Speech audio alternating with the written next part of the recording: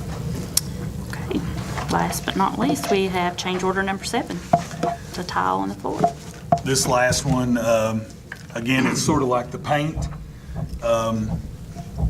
Once you got in there, and now that you're gonna have new ceilings, new lights, new paint on the walls, and you get to the floors and you've got 30-year-old flooring. And there were damaged tiles in there before they started construction. As you know, as much equipment that's been moved in and out of there, there's damaged tiles now. So really, there's really 2 parts to this change order. There's 3 things you could do here. You could accept the entire change order, which would change all of the VCT tile that's in the common corridors, the hallways and common corridors, including the lunchroom. And you could change all of that tile. And the cost for changing all of it is about $31,000. Then if you get into the kitchen, and this is something I just asked for a price. If you've been out there, you've been in those restrooms, you've seen the new epoxy floor that they put in the restrooms. Today, when you build a lunchroom, it's not code. You can no longer put VCT tile in a lunchroom, and that's what's in that lunchroom currently.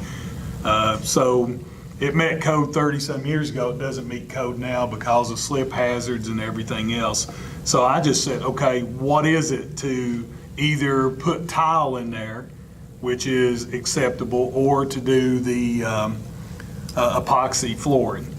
And as a matter of fact, I think it was like a $5,000 or $6,000 difference, wasn't it, Peter, to go with the epoxy? I think so. It's a little bit more expensive to go with the epoxy, but it's more durable, and you don't have to worry about taking care of grout lines at some time in the future, and it's just a safer floor.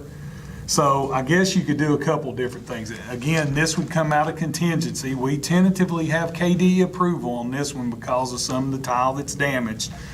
We're not 100% sure yet that they're going to let us do all of it, but we're going to try to push it through as part of this project. And I think that they will. If not, we may have to back up and punt and say, what exactly will you let us do? I don't think they'll. If they're going to balk, they're going to balk on the epoxy flooring in the kitchen, would be my opinion. Because the So we're VCT paying for this out of contingency, or we're gonna bond it? No, it's already bonded. It's part of your contingency, so it's already bonded.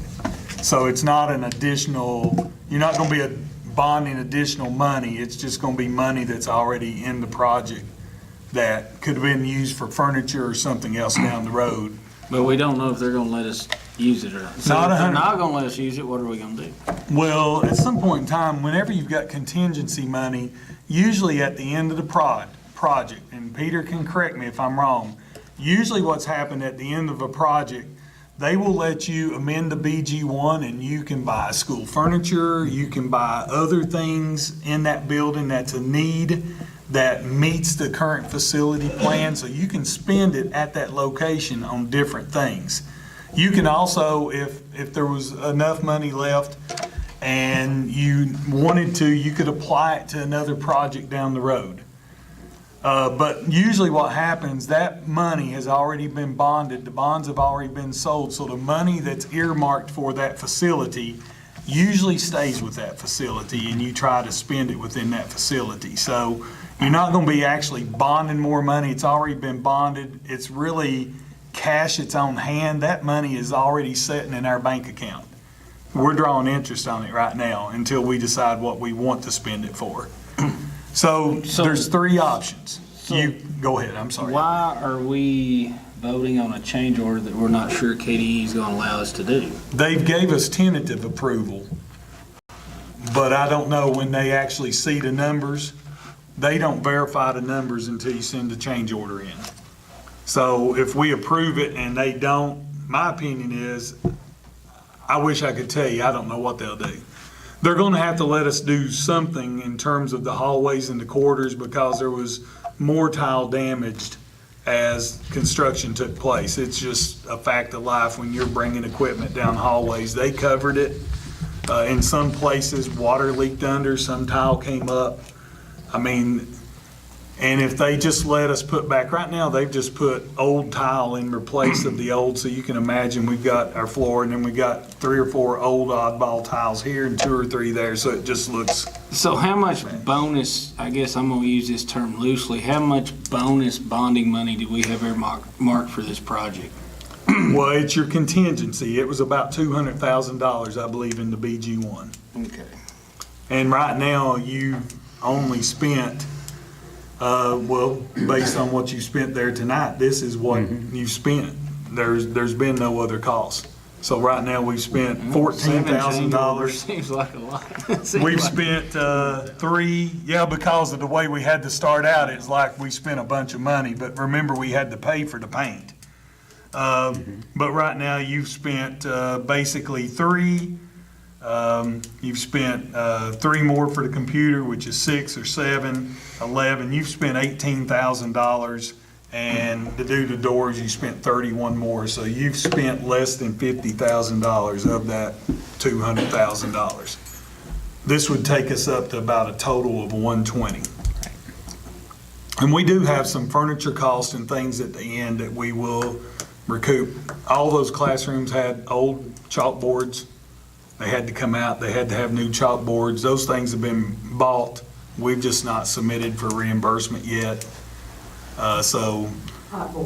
Whiteboards, what'd I say? Chalkboards. Yeah, we took out chalkboards, we put in brand-new whiteboards and bulletin boards that were falling off the wall. So we've really tried to update some of the things. We have bought just a bare minimum amount of office furniture right now, probably less than $5,000. And I don't know if y'all are aware of it or not, Markham Wallace just done a total remodel of their facilities, and they had a lot of nice office furniture that they could no longer use because of some OSHA requirements and things that they had to deal with. So they've donated us quite a bit of furniture. My guess is $10,000 to $20,000 worth of furniture that we'll be able to use in there. So that's going to be a savings to us that I've already sent them a thank you card, and for that we allowed them to store furniture while they were doing that in the old gym at Urban, and in return they made that donation to us. So really, I guess, LW, you've got 3 options here. We could just say that we're only going to approve the VCT tile only for the common corridors and hallways. You could approve all of it for the kitchen and the common corridors, the VCT tile, or you could just say, we're not going to accept that change order at this time. But if we are going to do it and we want it to be done at the end of the project, now's the time to do it. If we wait till October, they won't be able to get it done by Thanksgiving break. I think that would be their push. I know that is what Jason would like. I think he's looking They're wanting November. to be out of there, except for a skeleton crew, they're wanting to be out of there by December 1. And I fully expect them to be so. Now, there might be some painting that's got to be done or stuff like that. There'll be a few things they've got to wrap up, but substantial completion will be done around December 1. You agree? The rate they're working, I do believe that they're on pace for that. So that's your options. My recommendation is that, honestly, if you do that, there is nothing else I can think of in that building unless, we start looking at glass on the corridor ends and some of those things. If you want to look at safety aspects there, that building is going to be completely updated almost from front door to back door, floor to ceiling. Outside, it's basically complete. We need to look at maybe some traffic and parking situations back there once we get everything out of there, exactly what we need to do. But my recommendation would be to do it all, but I'd understand if you are hesitant about moving Well, forward. it should be in good shape, because, we essentially got half the price of a new one in it, right? About half Yeah. of it. So, it should be in good shape for several years. Yeah, it will be, I guess the extended age of that building will be about Wonder 30 if we should years, is just that build a new correct? one. Once it's done? Yeah. KDE would see that building, it wouldn't be eligible for major renovation for 30 years after we're finished. Right. So It's a pretty good investment. Like you said, if you'd build a new school, it would have cost you at least double that. Probably somewhere in the neighborhood, you're getting it for 4.5. A new school would have cost you $12 or $13 million, I think was the estimate to build a new South Urban. So it's a good investment for the community and good use of money. I'll make a motion that we approve the change order for number 7. Okay. As presented? As presented. By both? Okay. Take your recommendation. We have a motion. Do we have a second? Any discussion? All in favor? Any opposed? Okay. Next, we have the roof replacement project. And all you have there is a pay app, and again, this pay app is not for any construction whatsoever. It is for the material that's on the ground, and Peter, you have verified I have, that material yes. is on the ground. And it's not any metal materials, so you need to know that. We're still waiting on the metal. And honestly, Riddle Construction's on the hook for paying for those materials that are sitting there.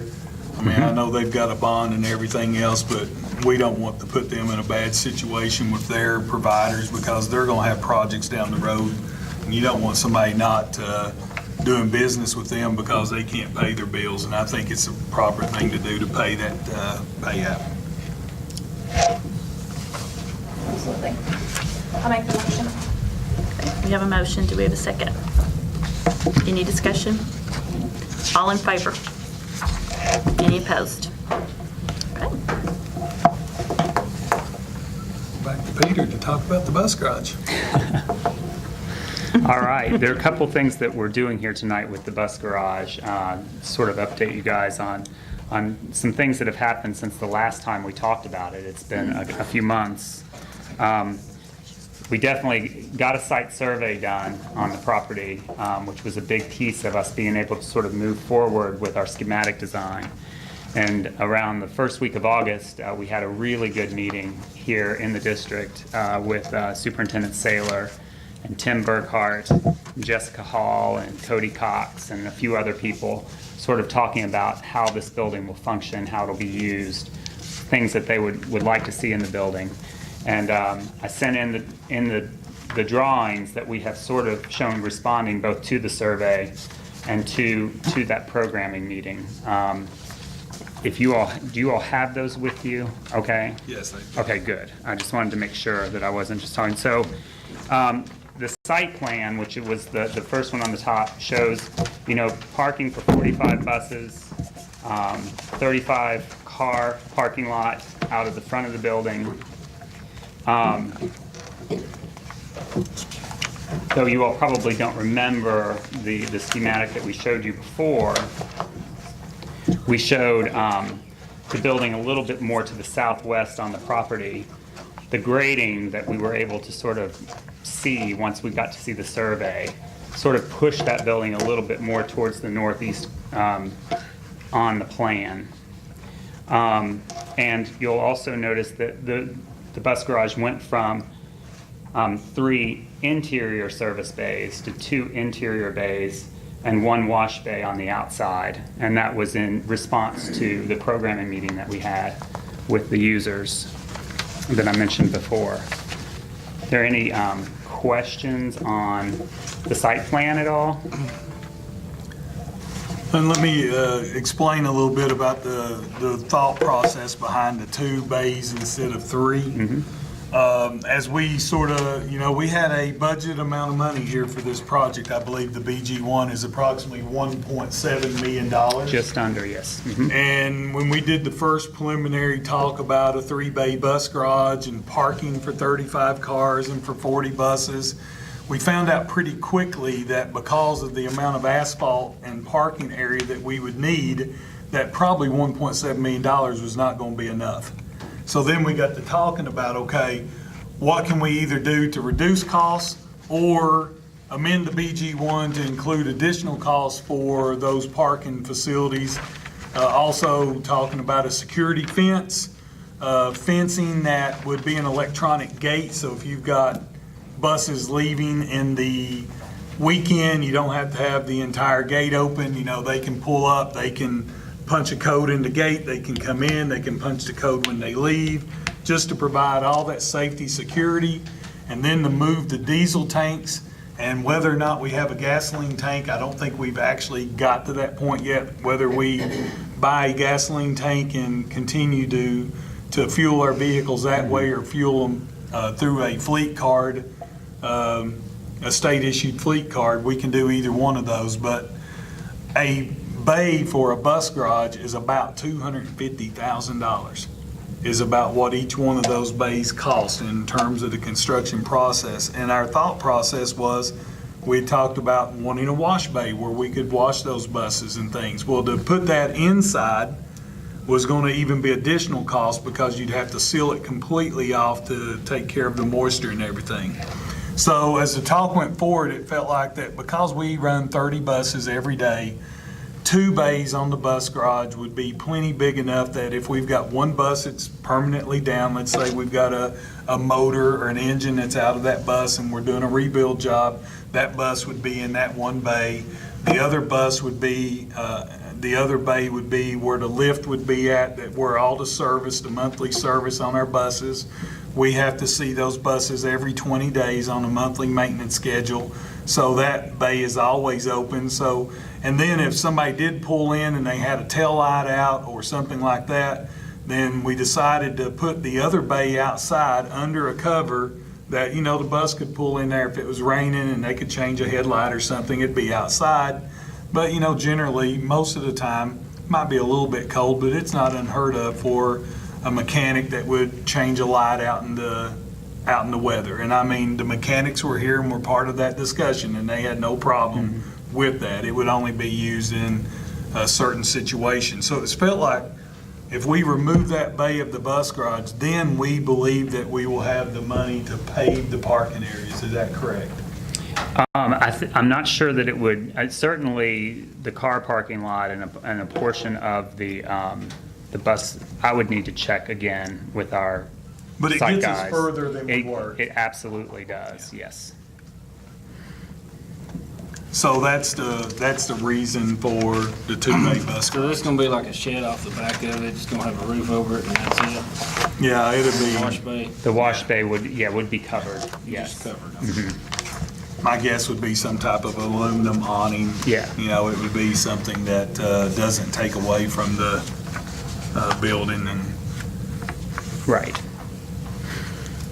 So, so then the floor plans are, I mean, pretty much not unlike what we showed you all the last time. We are again responding to the programming meeting that we had with Mr. Burkhart and Jessica Hall about sort of the front of house and then what was going on in the back with some others.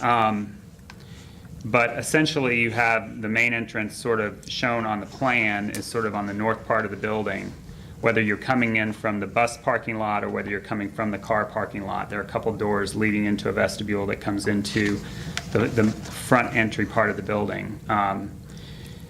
And, you know, there's a need for a larger break room for training or, and then there are a couple of offices there on the south side of the front end of the building, restrooms, and then you get to the back of house and you have your 2 service bays, your bay storage right off of the service bays and your mechanic's office, and then you'll see the stairs on the north side that lead up to the the mezzanine storage on top, which is about a 1,200 square foot storage space for them in that space. We're currently looking, you know, at a in-ground hydraulic lift for one of the bays. We're still doing some research on the lifts for the buses. And then one final sort of piece of this is we did contact KDE on this one, and Greg Dunbar did say that he would like for the district to have a BG1 for the property acquisition. So we have generated that for you all to review tonight as well. One additional thought on this, so you all will know, as you look at the sort of the layout of this on that property, is that we also, even though we don't have the money to proceed now, but we're trying to be good stewards into the future, is that building is actually laid out to where if in the future you wanted to move your maintenance facility there with it, then it is now designed to where that maintenance facility could go on the end of the building where the break room is located, and it would just move the parking lot and some parking spaces over.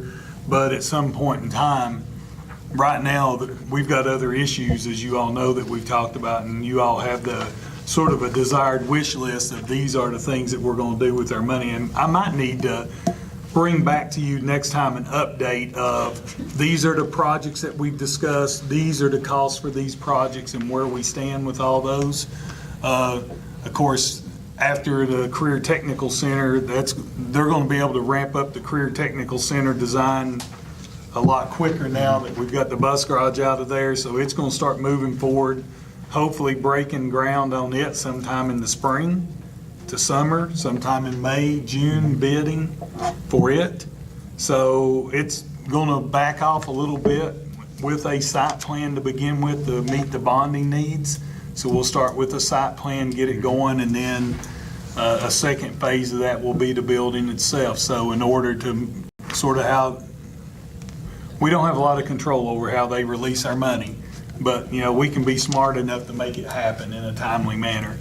So at some point in time down the road, I think the next desire would be, after the Career Tech Center is finished, is we need to get on Estill County High School. And there's a lot of people that are looking forward to the final renovation of that facility and the upgrades of our athletic facilities for ADA compliance and all of the things that's involved there.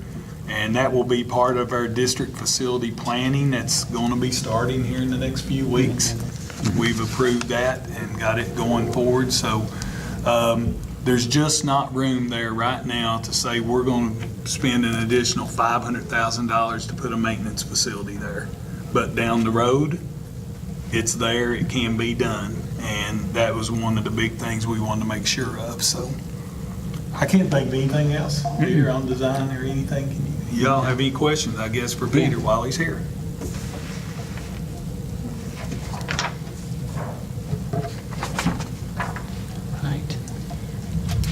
I guess I had just a couple questions about the design of the building. So actually, where did you say that they would actually wash the vehicle or the buses now?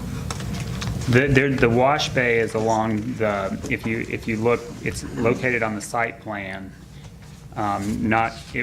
Is it under the covered area? It's not enclosed. It's right here. It'd be on the outside. It's on the outside. It's on the outside of the building. Okay. Because a couple of people had just asked me about, the plan for that. And we did have drivers at that meeting. Yes. And as we talked about the fact that the additional $250,000 for the paving and stuff, they felt like outweighed the fact that probably 8 months out of the year, it's not that bad to wash a bus outside. It might just be a couple times during the winter. So they decided to make that sacrifice. That's why I was making sure about, because a couple of people had asked me about that. It's outside now, Yes. Yes. In the gravel. The gravel. This will be concrete. It will have a drain. All the drainage and Yes. everything will be there. So it's going to be a lot cleaner, neater facility for washing a bus, for sure.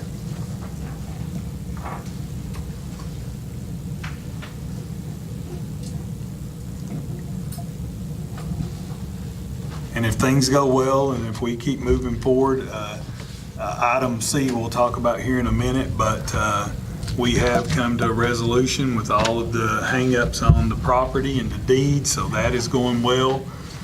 Their ideal is you approve the schematic design tonight. They're going to ramp this up to 4.0, and we're looking to go to bid November, December That is correct. for this project. Do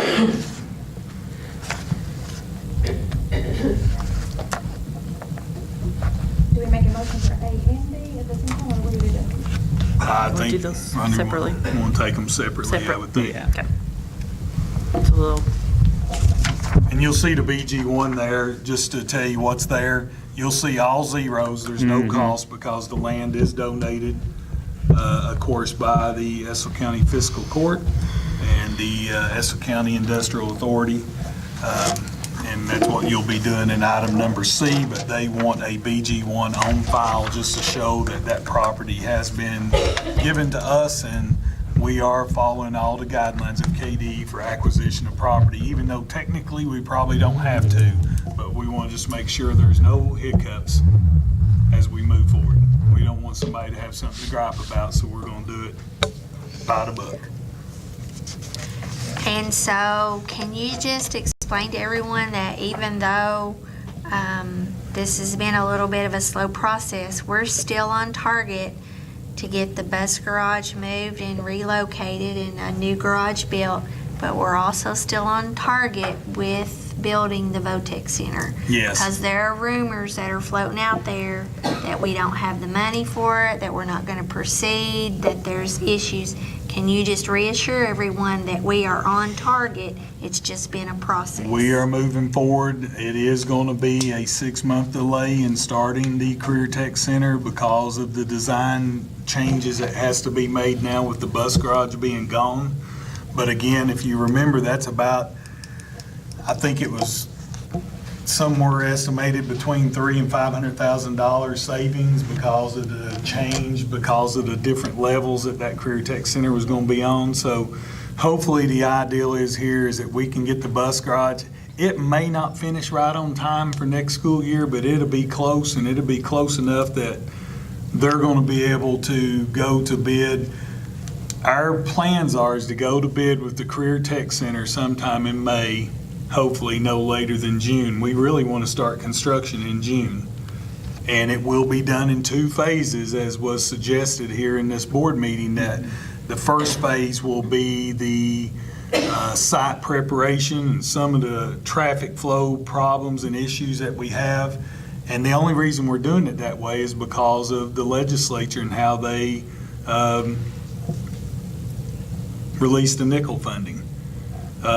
We don't get full release of that funding until not next June, but the following June. So as we move forward, they'll allow us to move forward, and we'll be able to bond on that money in plenty of time. So our first students in that Career Technical Center, the building will be ready for fall of '21.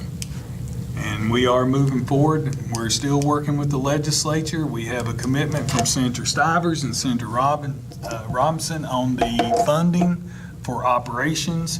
And right now, we're getting ready to submit a $3 million EDA grant by probably next Friday. We were hoping to have it done this Friday, but it's going to be delayed just a little bit.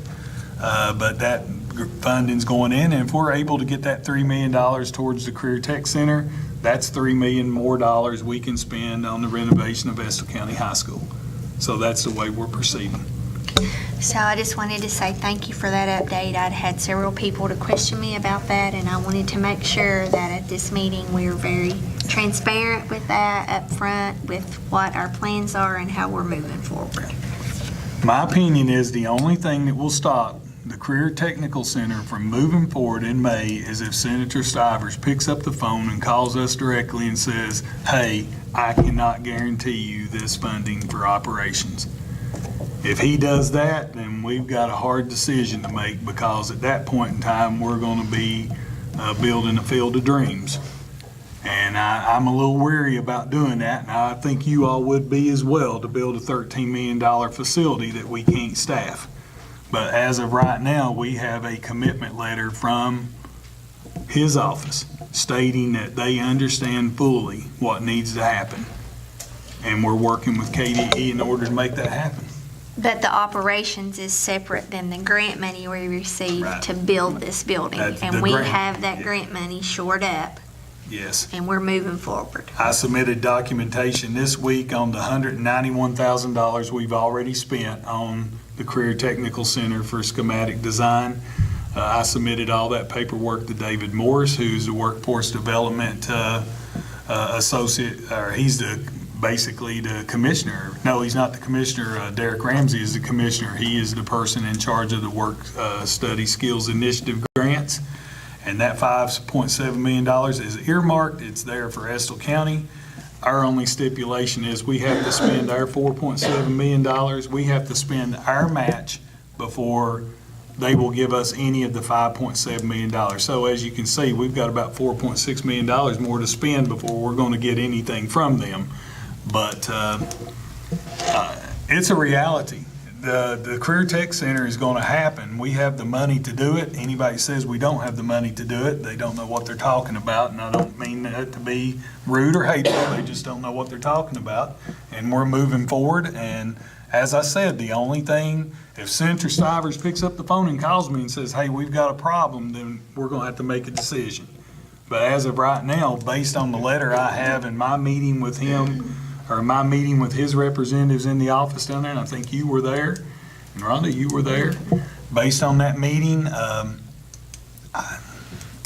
I fully expect to start construction this summer. Good deal. That's what I wanted to make sure everybody understood. Okay. So we've got the BG1. Do we have a motion? I'll make a motion to approve the BG1 as presented. Okay, do we have a second?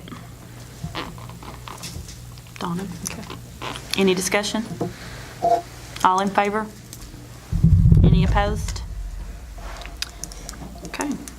Moving on, we have the consideration approval of the schematic plan pending KDE approval. And property Oh, acquisition. and property acquisition, yes, sir. Do we have And that's my recommendation. do we have a motion? Okay, we have a motion to accept that. Do we have a second? Okay. Any discussion? All in favor? Any opposed? Okay. Moving on, we have the resolution to accept the donation of the property for a transportation facility. Yes, and if we don't care in that motion on it, we need to say the donation of property by the Estill County Fiscal Court. I want it to reflect that it's from the Estill County Fiscal Court and Industrial Authority. The Industrial Authority several months ago voted to allow us to, we talked about either leasing the property or them giving us full deed to the property. They voted to give us the property. The fiscal court has done the same thing at a recent meeting back earlier in the spring.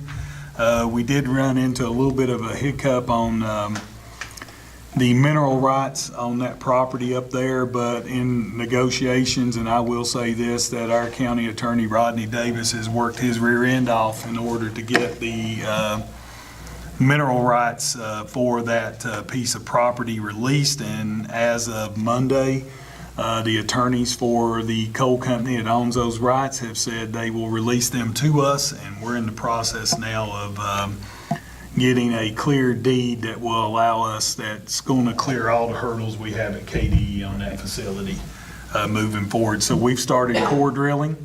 We started our core samples because of this news, and as I said, they're ramping it up. But this resolution is just simply that the board accepts that donation of property, and that's all it is. It's just a resolution to accept the property. We have a motion? Okay. Do we have a second? Second. Any discussion? All in favor? Any opposed?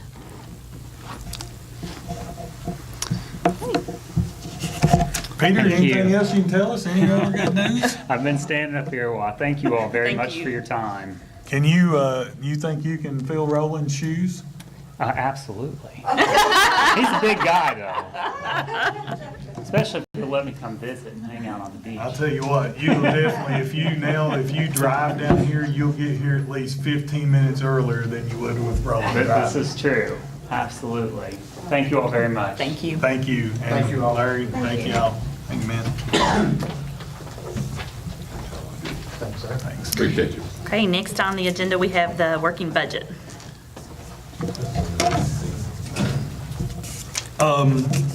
Couple items here. I know Angie is here to answer any questions you all may have on the working budget. And again, remember, it is called a working budget because that's what it is. It is a work in progress. This budget reflects pretty much the same numbers that was presented to you in May. At that time, we presented a budget that had a $1.6 million contingency. This budget also has a $1.6 million contingency. We also, because of some of the needs that we have in the district, we actually rolled about a little bit over $1.8 million, and we could have put that entire amount into contingency, which would be where we've been for the last couple of years. We were at 1.9 for the first 2 years I was here. Last year, we was at 1.8. And the reason why we went to 1.8 is that we made a late school bus purchase that we didn't expect because we had one of our big buses go down. So we went from 1.9 to 1.8 for our contingency last year, and really probably should have made, I probably should have made sure that we made a budget modification at that time, but we didn't really do that. But of course, that just come out of contingency. Anytime we spend something that we don't have budgeted, it comes out of contingency, so that's where that bus come at. So we could have stayed at over $1.8 million, but there are some things that, guys, quite frankly, it does us no good to have a big bank account when we've got needs in our district. And I'll give you an example that we run in here the other day, that this building right here, the fire system has been down on it for almost 5 years. And if you think about this building itself, our technology hub is in this building. If something happened to this building, number one, all of our district technology is down, and it's down up until a point in time we can get it back up and running, which my guess would be, Jeremy would laugh at me if I told him you've got 30 days to get it back up and running, because I don't think we could get the equipment in that amount of time. We would be down for 60 to 90 days, and that means no internet, no nothing. If just that went over $100,000 worth of equipment, that doesn't include all of the school records that sits back here, all the history of the Estill County school system. A lot of it's right in this room, right here in this hallway as you come in there. If something happened to those records, there's no way we could replace them. They're priceless.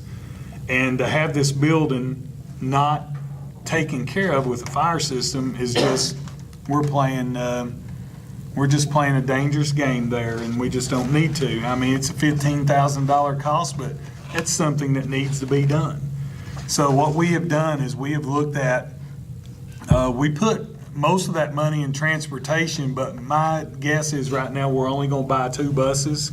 If you look at this budget under transportation, you're going to see about $380,000 in buses. And I just feel like that we've bought 11 buses the last 3 years. We can go down to 2 this year, which is going to leave us about $200,000. And that's the $200,000 that we rolled over.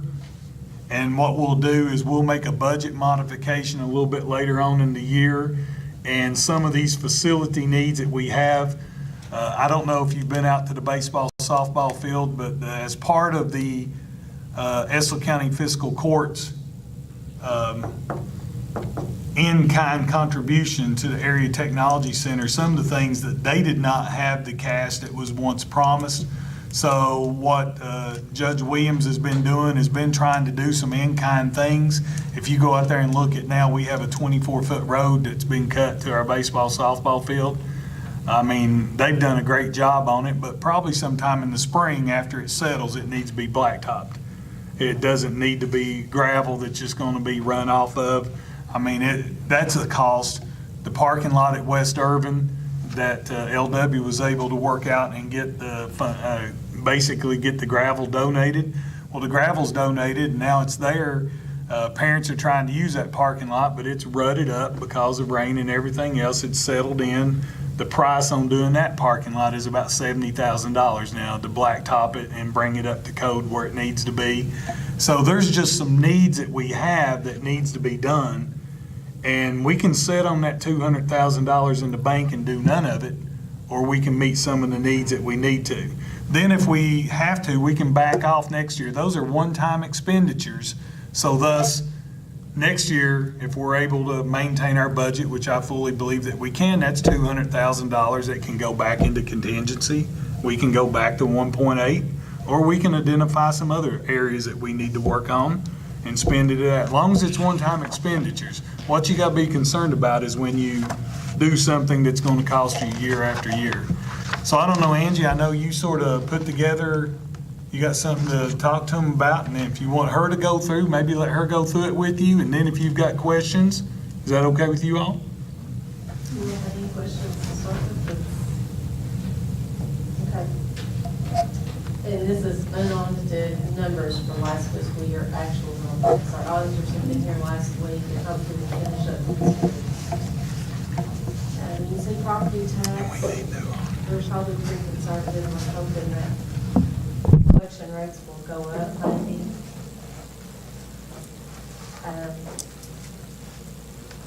As you go through, our revenues are pretty stagnant. Interest on investments. Interest on our investments, we've got at 40,000, and we've been very fortunate because we're getting some benefit with the construction money from the bonds that we haven't paid out yet, so we're on interest, but that is prorated between construction and general fund, so it's not all a windfall. As you move over on page 2, you can see the SEEK is at 10.5 million, and I was in a meeting last week, and next week we should have another SEEK forecast, so you know, as Mr. Saylor said, it's a working budget. We may have to make some modifications depending on what the state ends up doing with and how our numbers fall. So we're waiting for second month attendance to be adjusted. Right now, our second month attendance numbers are above last year's attendance, so that's gonna pay a little bit of dividend for us. Hopefully. It will be more of a positive than it will be a negative. Enrollment numbers still hang about where they were at last year. We're above last year's ending number. We're down about 5 students compared to last year at this time. So that sure beats 50, which is what we've faced for the last, well, we faced 100 almost 2 years ago and 50 last year. So at least that part is stabilized. And that is your SEEK funding.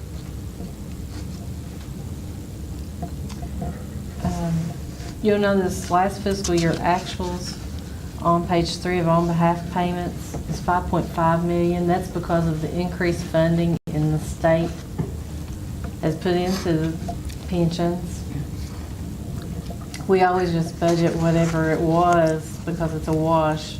We have as much revenue coming in as going out, so it really has no effect on our budget, but it has to be shown.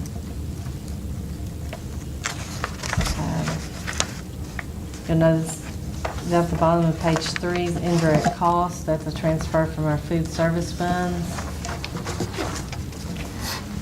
Total revenues are $19,762,638.08. Expenditures, if you all have questions, please ask, because some of it is because of coding or maybe a school, somebody has a different role or title, so we've tried to identify those and move it around to get coding correct, so when questions are asked, or we can identify where that spending is actually at. Any revenue questions before we go into the actual expenditures? And just remember, revenue's pretty stagnant. I mean, it's not going to change very much. So that's why it's important we have all of our expenditures budgeted as close as we can. And just so you all know, Angie and I now have a monthly meeting that we sit down and we look at the budget, we look at current trends to make sure that revenue's coming in the way that it's scheduled to come in, and making sure that expenditures, there's not anything that's sort of starting to rear its ugly head, and we get 3 months down the road and we got a problem. So On the delinquent property tax, Angie, why are you estimating such an increase in we have something coming in that we know, I mean, it almost doubled. Do we have some property tax coming in that we don't know about, that we know is coming that's been noticed? Moved from 56 to 100,000.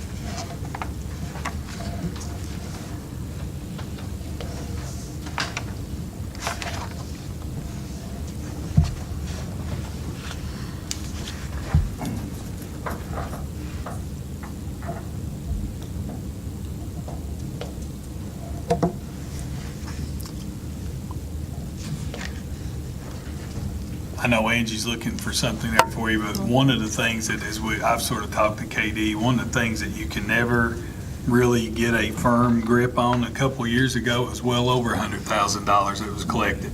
Last year it was down to 50. There's never any idea of when somebody may come along. For instance, the company we've been dealing with on the industrial park, they owe a lot of back taxes, a lot of delinquent taxes. So at times they come up and they make a big payment and they don't. We did look at that and talked about reducing it. But we also looked at our general property tax rate in terms of increasing it. And it's sort of a wash because there's really no reason to think that motor vehicle tax would go down, but we've sort of budgeted down. We just tried to save revenue. I mean, we could make some adjustments there that might make it a little bit more close, but we would have to adjust the next one. I know, and I know what your question For the is. last 2 years, and then 56 last year, and then goes to 100. I thought maybe we were getting some back taxes when you were coming or something. Well, I have talked to the PVA's office, and there are some possibilities maybe of some of that coming in. I mean, that'd be But- awesome. Yeah. But we can make modifications to this Yeah. budget. No, And I'm just, And just know that Jeff Hicks, she works very closely with Jeff, and they have several conversations, and, you know, there's different people that indicate, hey, I'm gonna take care of that, because now one thing our county does, and one thing I hate to say it, for those of us that pay taxes, and I know some people's gonna say, well, you don't pay taxes in Estill County, but I pay taxes. And the fact of the matter is, none of us really care for people that don't pay their fair end of their amount. So the bottom line is that our county is pretty aggressive at times in terms of collecting those delinquent taxes or selling them off to people that will collect them. So Jeff has indicated there. The other thing that is absolutely, you just don't know, is franchise tax. It's calculated at the state, and I can tell you, Angie's talked to them and I've talked to them, they can't tell you. Even the main guy, Che Ritter, that helped us with the nickel and all the steps and everything like that, who's a doggone good finance man at KDE, he can't tell you why one year you get this for franchise and why the next year it goes down. So it's really a crapshoot on either one of those. And probably, I mean, and Angie and I talked about this possibility that a lot of districts sometimes just record zero there. And whatever they get, you know, is a bonus. And we might could make some adjustments. And I mean, it's a good question. I mean, there's nothing wrong with answering that or asking that question. I mean, it's just a matter of what your thought process is, but people's all over the place and where they estimate those.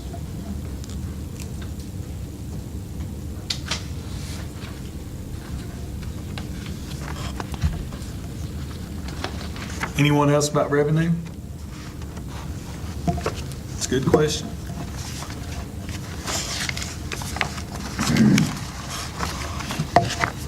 did you all have any questions about expenditures or why things are different? Or I will tell you, in 1,000, we have sick leave budgeted at $100,000, which is probably a third or maybe 40%, probably more like a third of what our actual liability is. So it's something to keep in mind. And I think as you move on, won't be in salaries, but in the speech, I think there's a contract maybe for some speech services, so that's going to fall in.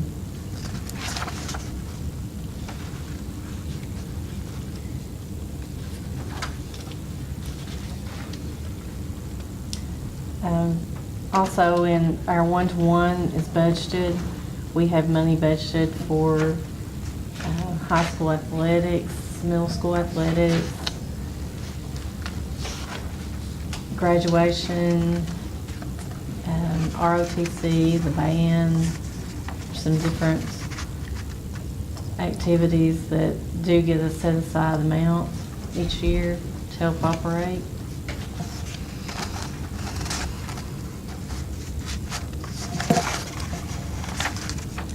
And on page 8, you'll see the contingency is $1.6 million, but right above that, you'll see the $51,740 is KISTA debt service. That's on buses that we bought in 2012 that we're still paying on. And Then KIPS 2012, got 3 more years on them things. And the $45,000 is our CATS transfer for our match that goes to Fund 2. And then you have the contingency. I would let you all know that I've been tempted to pay off that debt service on those 3 buses. But just like when you mortgage your house, you pay all the interest in the first years, and then when you get down to the end, you're paying principal. Yeah, it's not a big And I savings. mean, right now, we're paying like $47,000 principal or something like that on that. So there's really, at this point in time, no benefit to pay them off. And it's better if we paid off $150,000 for the next 3 years, it would just be money we'd have to come up with. So at this point in time, we might as well just bite the bullet and finish it on out. But if any of you ever sit here again and somebody talks about, I can tell you as long as I'm here, I'll never come to you and say, let's buy school buses and let's purchase them on payments. I'll never do that. If you can't pay for them going forward, you don't need to do it. I'm telling you, it's not a good idea. But it does, I just want to let you all, it doesn't benefit to pay them off. We don't save $10,000 by paying them off. No, it was less than that when we looked at it. We have one more Kisbit payment. It'll be in FY20, and we'll have that debt paid off.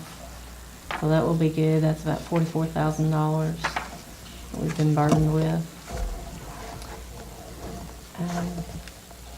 The other funds, like Fund 2, we're still making adjustments and trying to get the most for our money because some of those grants, we still don't know the exact dollar figures.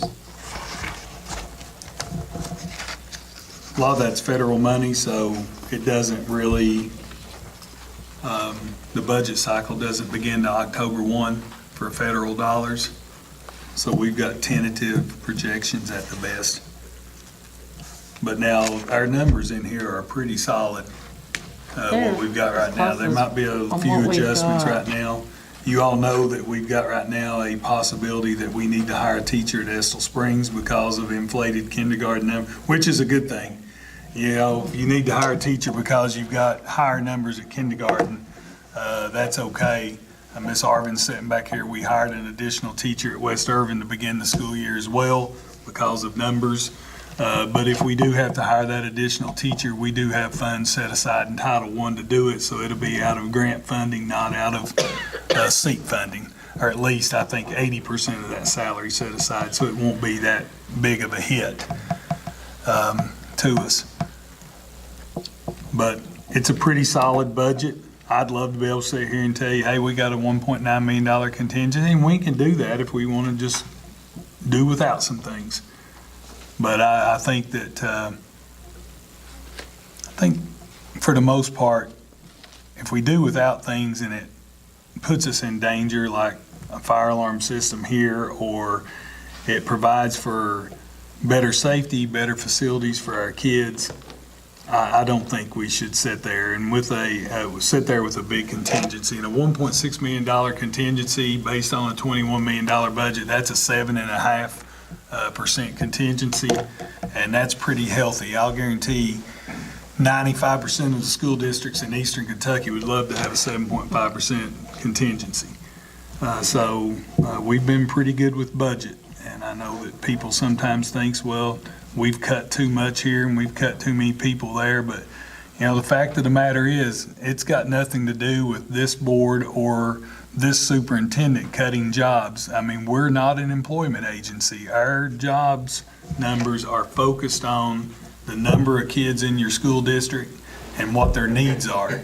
And, you know, that's, to be a good steward of the money we have to do that. So I congratulate you all on a strong financial situation for our school district, and our board has done a good job in that area. And I don't know if y'all have any other questions, but if not, then my recommendation is that we approve that working budget. And if y'all have any questions, I'm not one of these people, or I'm not one of these superintendents. I don't want you talking to our people here in this office. Anytime you have a question, you pick up the phone and you call any of our administrators that you have questions with, and Angie's the same way. If you've got questions about the budget, it is an open phone line for you all to get any questions you have answered. And Angie and I meet the first Monday, generally the first Monday of the month, and that gives us time.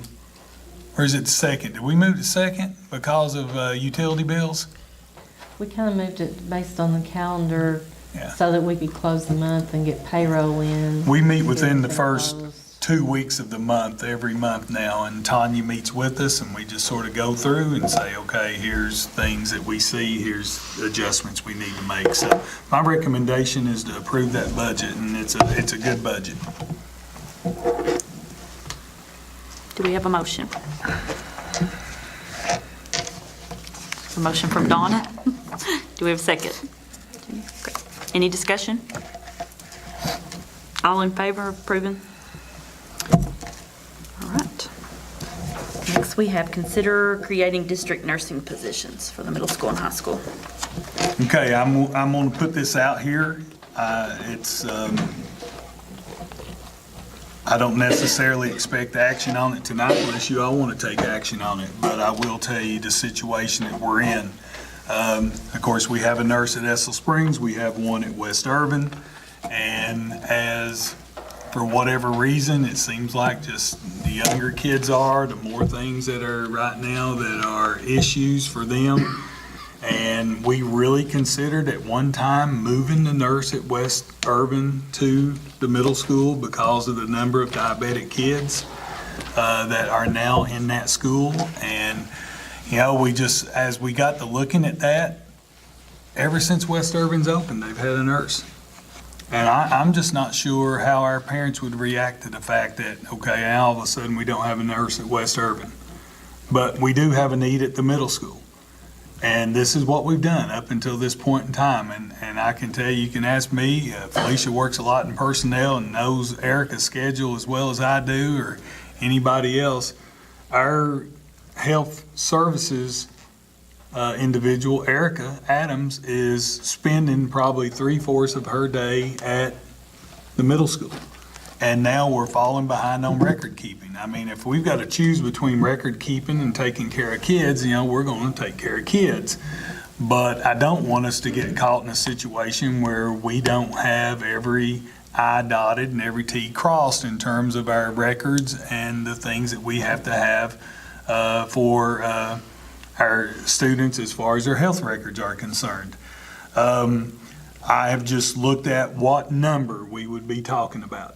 If we did create a nursing position at the middle school, we're looking at, we would do the same thing we did at West Urban, that is an LPN, and it would cost us as a school district about $30,000. Now that is a recurring cost. So if you want to do it, my promise to you is this: it will not come out of contingency. We will go back to the books and we will figure out if we need to pull $30,000 out of that $200,000 that's sitting there for construction items and stuff or facility improvements. We'll pull it out, but we will not take it out of contingency if you all decide to do it.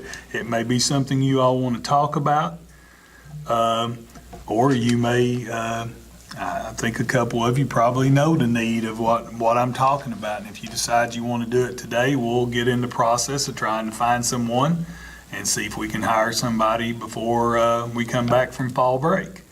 If we decide if you all want to wait, we can try to get somebody hired before Thanksgiving, but I think it's sometime, and listen, it may only be for this school year. We might have to come back next year and say, we just don't have the funding to do it. Do I think we need to do it now? I think based on the new regs concerning the hepatitis A vaccine and some of the other things that we're dealing with right now on some changes with student health records, I know right now Erica is not able to get the things done that she needs to do, and I'm not willing to pull her out of that school at the sacrifice of kids. So that's sort of where we're at. So I'll leave it up to you all. I feel confident that Angie and Tanya and I can sit down and we can come up with the $30,000 that we need to in order to do that. I know exactly where in the budget, there's usually about $30,000 that falls under the superintendent that I keep there for school safety issues and some different things. I know that we can at least pull $15,000 of it from there, so that leaves us finding $15,000 elsewhere to do that. And Angie's going to tell me your money's gone if you give that $15,000, and I understand that it's gone. But I believe that much in the fact that we do need a nurse, and we'll let that person know. I mean, that this is no guarantee of future employment, but what we will do is we'll track numbers and we'll see what kind of impact it has on attendance to have that school nurse there. And it's something that's easy to track if we want to do that. And I do know that that's a $30,000 add-on. My heart tells me we need to do it. It makes me a little worried about budget, but we go there. So you said middle school, but would that be split? Middle The school, position high would be school, split. yes. They would cover both. They would cover both, and I think the high school, if they have a set time that they're at the high school to where kids know, hey, the nurse will be here during lunch, then they know then when they're going to be there. Or the nurse is going to be here from 9 to 10, then the kids know what their schedule is. And I think that's, high school kids have the tendency, they're getting closer to adulthood, it's not like a little one running down and their stomach's hurting. You got to take care of it right then. A high school kid can do that, so. Well, this is not the first time that this has been discussed. We had an ad hoc committee early on, and healthcare is something that we had discussed a lot during that time. And I think it's the right thing to do. And I've said that all along. But with that being said, I think an LPN or a CMA would work. Okay. But that's something, for us to talk about or to discuss. But I do feel like it's a huge need, and we've brought this up in that ad hoc committee several times. Well, I think that, as these kids have grown and we do have more needs at the middle school, that, the liability is greater than what the nurse is going to cost us. So, I would agree with Donna. I think it's a much needed And the needs are position. huge, and there's no way that we can expect Erica to take care of it. We did make a lot of strides. We got some routine standing orders and some things in place, as far as that early on. A lot better All off of than we that's were. Yes. working well, and, I think this is a needed service. Well, we have on a salary schedule, we have a salary schedule for a registered nurse, which we do have one. We have on the salary schedule for an LPN. You said a CNA? I think a CMA would work. They're trained in the same skills as an LPN. We could explore that option if you all want to do it as a CMA instead of a LPN. I don't know, we would have to develop a salary schedule to do so, but I'm sure with your all's experience, you could help us develop a salary schedule that would be in line with what we would have with our RN and with our LPN. What's the salary difference there? A CMA you could probably get for $18,000, $19,000, and LPN $30,000. But they do have a lot of the same skill set. And I'm not trying to take anything away from an LPN's education, but they use CMAs or medication aids at the nursing home. They use them at inpatient facilities, and they are skilled at doing Injections. injections, checking finger sticks. They are skilled at recognizing signs and symptoms of hypoglycemia. Jenny Jo works with them all the time, so she and Rhonda, they're aware of, what we're talking about, and they do have that skill set. So. The LPN, the $30,000 was benefits and all, because it is 187 days, I think. Felicia, is it 185? 185, and they only work 7 hours a day. And they're 7 hours a day. So, I mean, we could make an adjustment on an hourly rate to whatever a CMA would cost us. It doesn't matter to me. I feel comfortable with a CMA because remember, Erica is still in charge. Erica is still in charge. And, with the working orders is with Dr. Ong is our, basically our overseeing physician. So with that being the case, the standing orders are through Dr. Ong, through her agreement with us. So we could go with a CMA. It would save us a little bit of money instead of Angie and me needing to come up with $15,000. If I'm gonna donate 15, now she's just gotta find 5. And But certainly, involve Erica and Dr. Ong in that process, but I'm throwing that out there, and Jenny Jo and Rhonda, we've talked about this.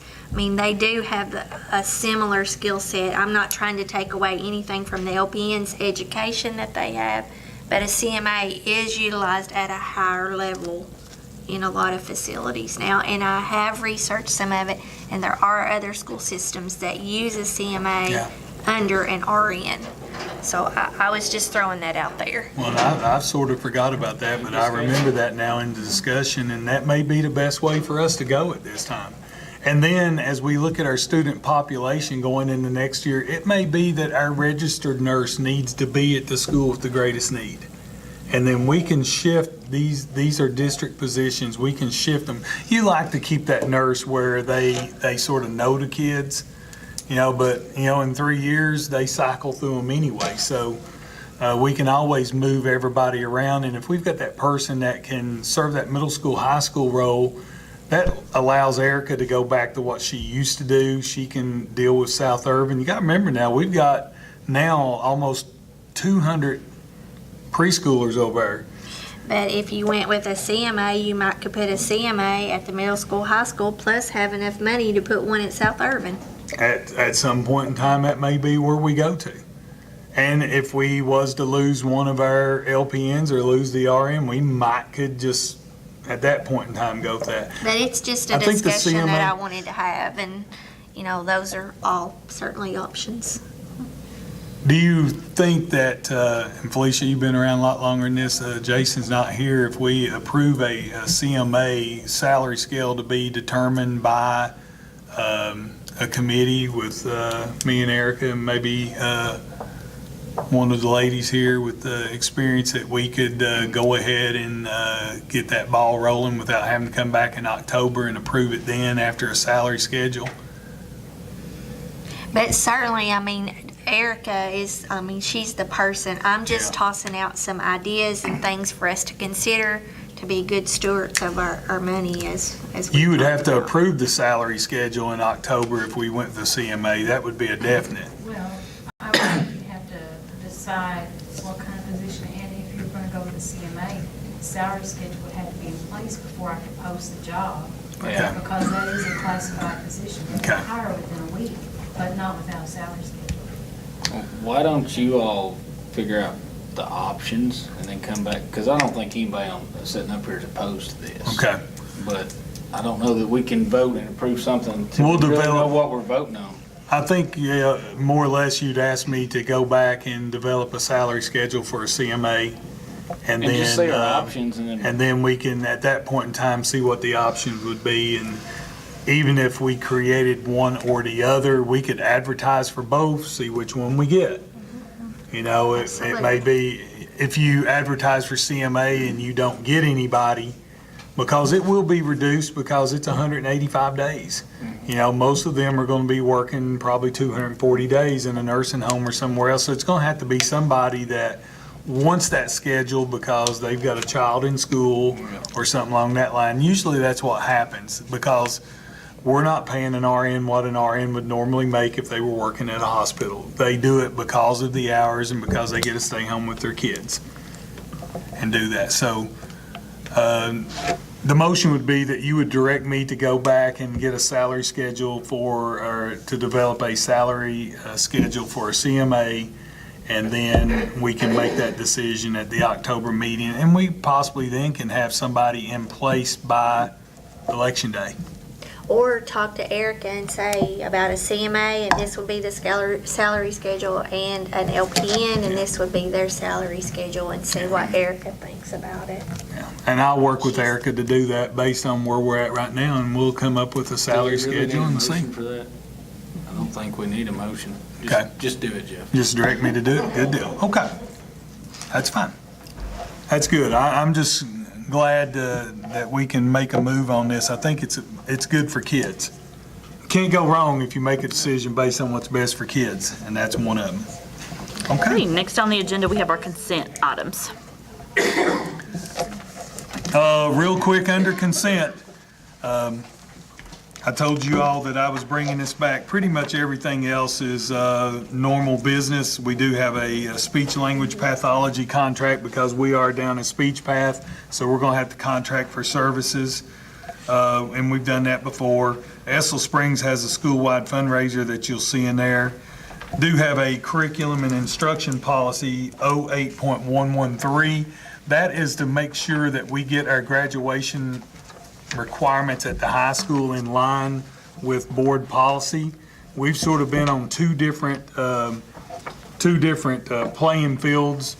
The board policy required a higher graduation requirement than the high school policy did. Probably another good reason for that adjustment, they did go to a schedule last year that involved only 6 class periods. So it did reduce the number of classes that a graduating senior would have, and that's for the next 3 years.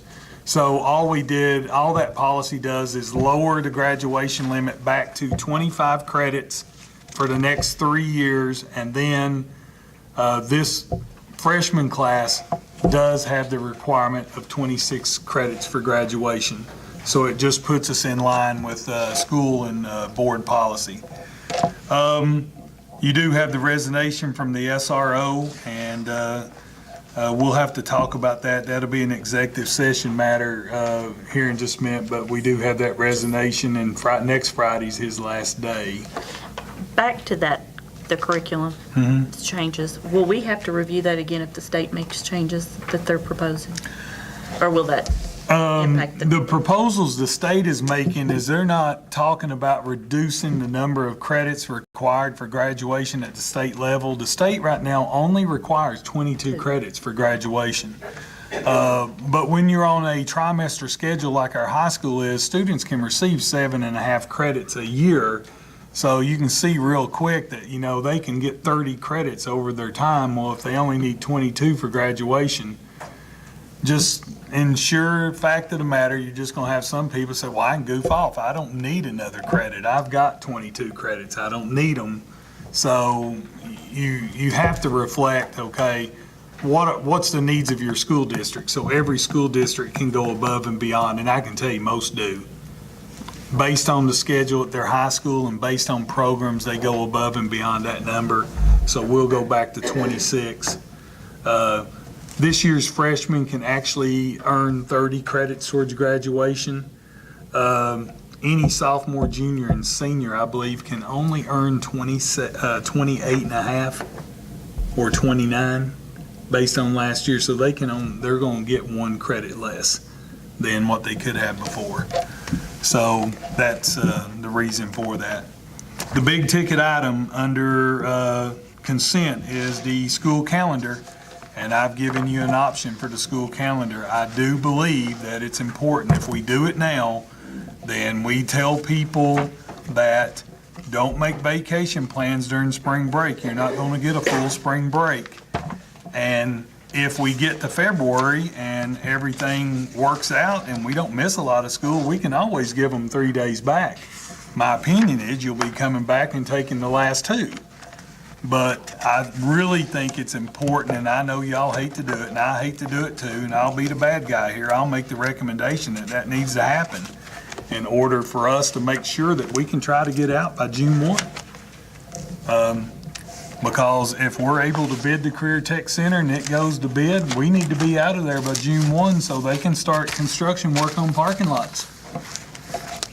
So we don't need to be sitting here going to school till the middle of June. So I propose there basically to take the day before Election Day and make it an instructional day. It was originally scheduled to be a teacher staff day. And in doing that, what that does is gives me the flexibility during snow days to call a teacher work day and us not lose a day. So it actually allows us to keep a day without having to make up one and take the 3 days of spring break. And as you can see, that only gives us 10 snow days. And the four staff days that's there would allow us up to a total of 14. So if we miss less than 14, we can be out of here by June. Well, really, we'd be out of here by May 31st is our goal. So I know that's a tough pill to swallow, but that's what I'm asking you to do, and I'll take the hit on it. But that's what we need to do, in my opinion. And like I said, we can always give them 3 days back.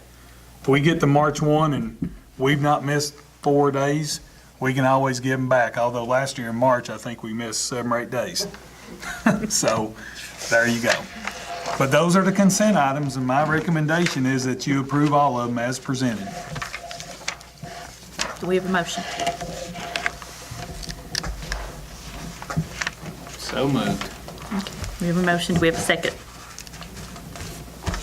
I'll second. Any discussion? All in favor?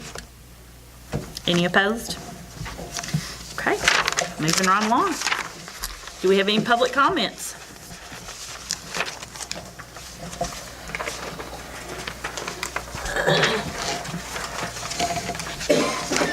Okay, next we have the superintendent's report and the board member forum.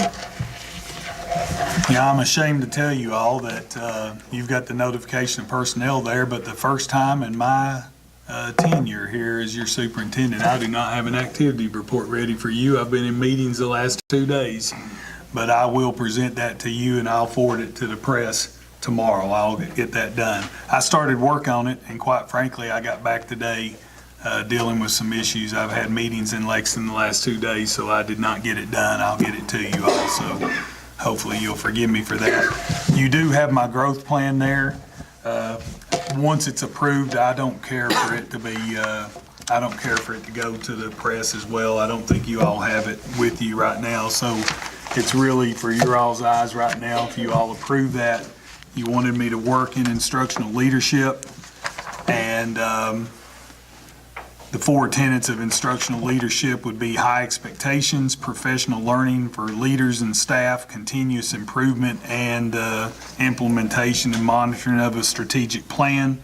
And the 4 activities that I have listed there all deal with those items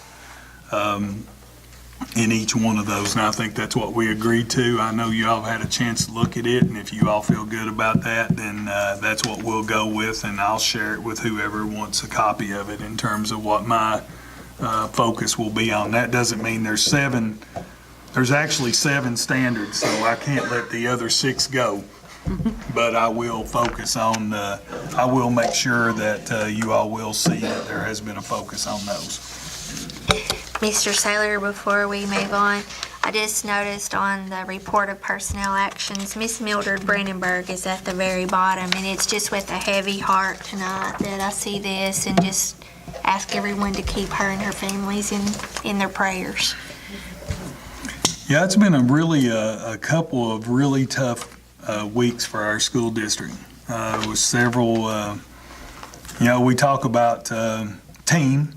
Together, everyone achieves more, and we talk about being a team. Well, I think we also have to look at ourselves as family. And I mean, when one member of our family's hurting, then it hurts all of us. And Mildred's fought the good fight. She come back from cancer a couple times. And of course, she's still fighting that battle tonight as we speak. And We've had several family members. She passed this Oh, morning. did she pass? She did pass this morning. When, I Yeah. did not know that. When did that happen? She passed this morning. It was about This 10 one? o'clock. 10 o'clock, Whenever yeah. I Nobody called. told me. Well, Yes. I'm so That's sorry. why I brought hate it to hear up. that. Well, even if you'd brought it up and she was still with us, that it was still important. So, I mean, there's another loss for our school district that I wasn't even aware of. Like I said, I've been out of district all day. So that's, she was just in a few weeks ago trying to get some things taken care of, and that's really sad for us. And I just know that as a school family, we hurt when our employees are not doing well, when we lose an employee, when their families. I know that, and hopefully I would just ask that regardless of what your thoughts are in terms, I do believe in prayer, and I do believe in the fact that we can be of comfort to each other in the prayers that we have each and every day. So remember her family and the families of other employees here this last few. It's been really, I hate to say, a tough couple weeks, and so thank you for letting me know that. Okay. Kathy lost her baby. Yeah. Yeah. I know that. 11 days before it was due. Well, Okay, we will need a motion to go into closed session. So moved. Do we have a second? Any discussion? All in favor? and I would think before everybody goes, I think it would just be appropriate before y'all leave. I would just like to say, let's just have a moment of silence here. Nobody has to pray however you want to, if you want to, if you don't want to pray, but I think a moment of silence and just silent prayer would be a good thing at this time. So I just ask that we'd have a moment of silence.